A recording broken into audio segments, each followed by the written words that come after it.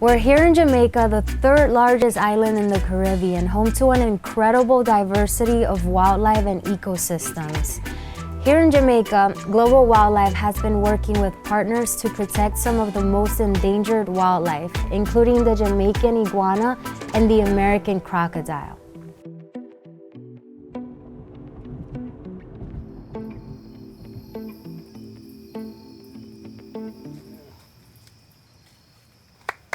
Come on.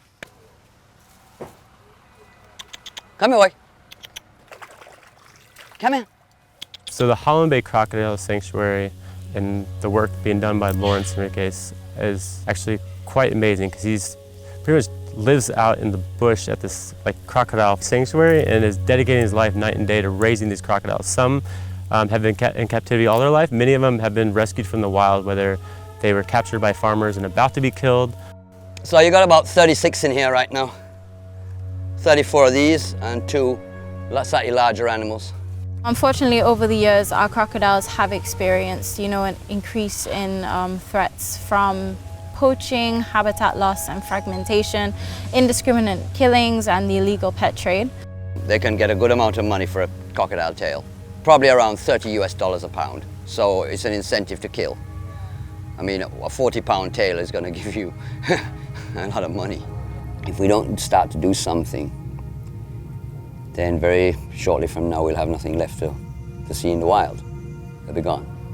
Even though we've lost habitat, a lot of habitat along the south coast over the years, these guys can make do with very little. But one thing they can't defend themselves against is a guy who wants to kill them for the meat. So it's a really, really serious problem that we have, and a lot of outreach is required to kind of save this species from potentially going extinct in the near future. He was in pretty sorry state when I brought him in, but he's looking good now.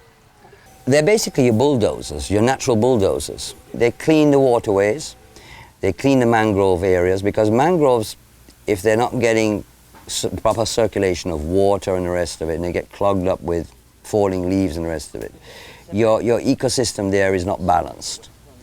Crocodiles open all of this up. They're known as keystone species. They're usually apex predators in their environment, so they kind of have a trickle-down effect where they're helping control lower prey classes, which in turn kind of stimulate growth and biodiversity and kind of in the ecosystem in general.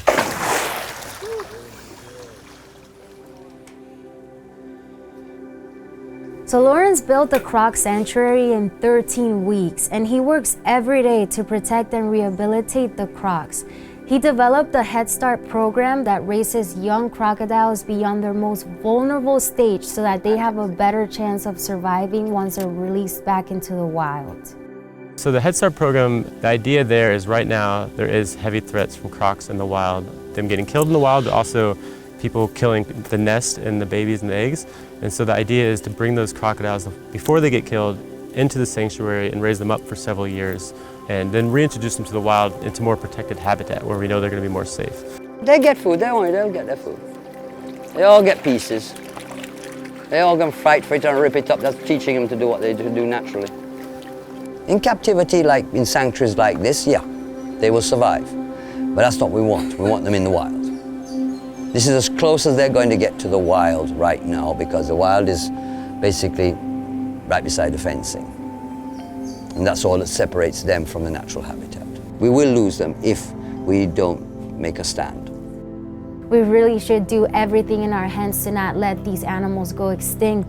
I was afraid of crocodiles before this trip. I've always been a little more afraid of cold-blooded animals because of how people have pictured them. But definitely after this trip, I have a different love for them. I definitely saw a different picture with the crocs after meeting Lawrence and the love he has for them and the love that they have for him as well.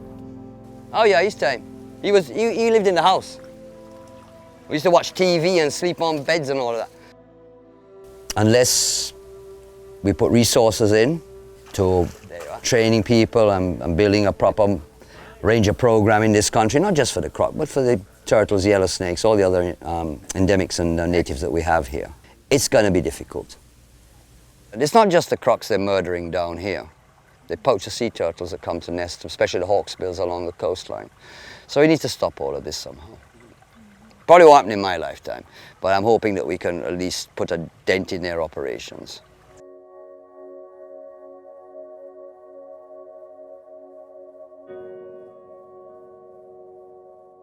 Jamaica is a hotspot for biodiversity. We have a number of endemic and native flora and fauna. A lot of them are threatened. Some of our endemic species that we are trying to conserve and work closely with is the Jamaican iguana. The current situation for the Jamaican iguanas, they're still critically endangered. We're working as hard as possible to get them off the extinction list. Possibly around 300 to 500 iguanas left in the wild. They're actually thought to be extinct till about 1990 when they were rediscovered. And since then, we've been kind of initiated a Headstart Program here at the Hope Zoo because they found out the main threats for the iguanas were introduced mongoose and feral cats. And so these prey pretty much on the hatchlings and young iguanas. So what they do is we go out, we have researchers out in the field, and as soon as the iguanas hatch in the wild, we bring them here to the zoo and raise them up for 5-6 years, and then reintroduce them back to the wild once they're kind of big enough to avoid the cats and mongoose. It's another misunderstood species. It's one that's not really appreciated in Jamaica. And the fact that it's managed to fight for its survival to the point where it was nearly extinct, and we've tried so hard, to bring it back, it makes it even more important that we continue to support this species and ensure its future survival.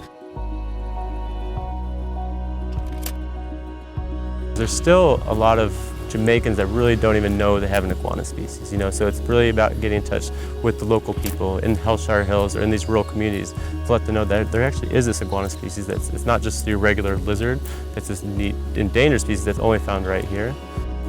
I think we just have to work hard on educating the public about these animals and try to convince them so that they too can look on the wildlife at a different angle.